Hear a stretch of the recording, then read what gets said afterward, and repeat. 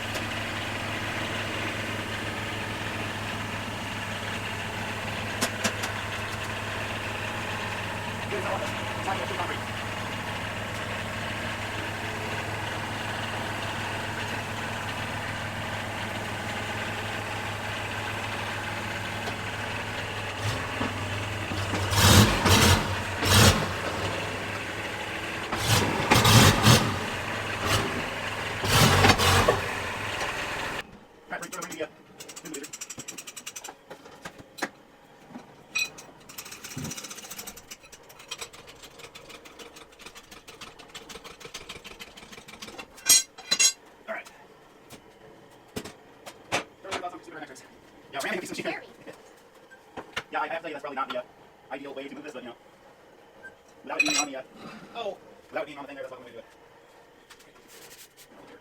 All right, you know, it should slide nice and easy now.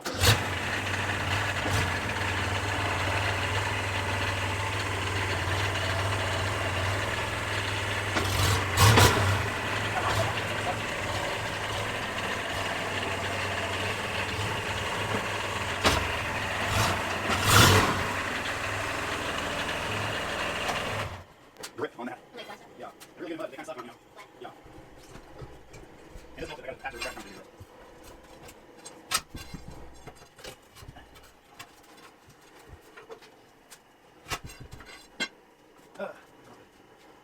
See, I did what I told you to watch out for.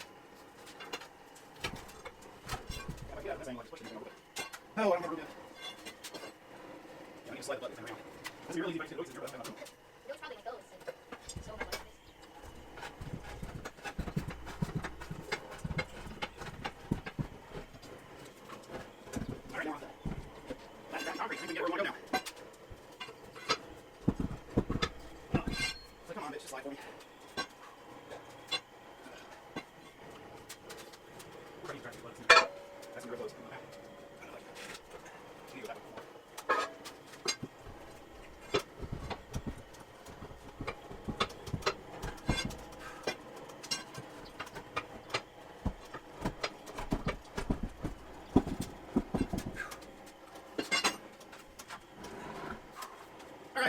Now, so straight back this guy. Right here. Good drive.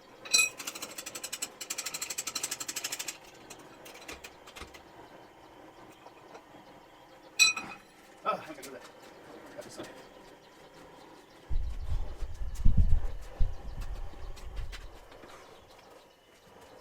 That's fun. Back up. Steel there for slide.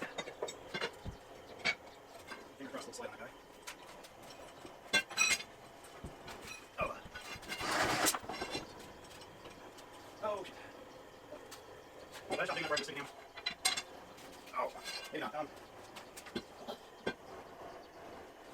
It's massive. Go that way. Like serious muscle. That way. Oh, come on, bitch. Get a little bit home. Start to get there. There you go. Get on your chopper and move around the forklift. Yeah, it's got heavy.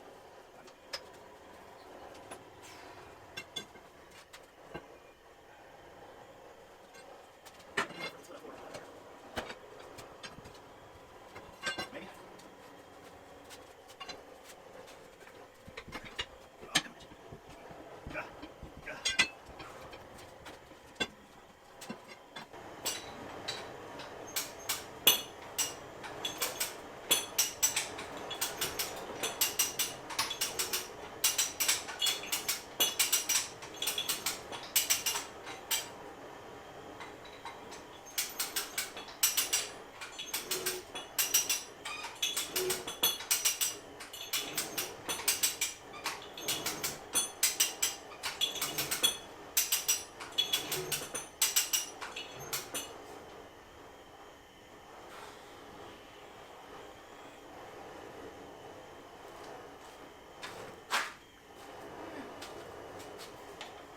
YouTube's, well, I think that's pretty close to where this guy's gonna live. I just drilled I put an anchor bolt in over here. I've got a bunch of these around the shop where I can just use a come along and, you know, kind of move machines around. And yeah, I think I'm just gonna leave this guy right here.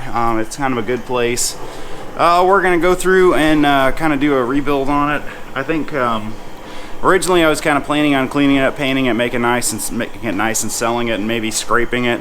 Ran indicators over it the other day. X just dead nuts on within, you know, a thou. The Y on the knee there was about a thou and a half. So I'm just gonna leave it the way it is, clean it up. I think I'm gonna change the XY nuts in there. I'll go ahead and pull the table off, and then change the spindle bearings in the head here. And I think I'm just gonna kind of let it go with that.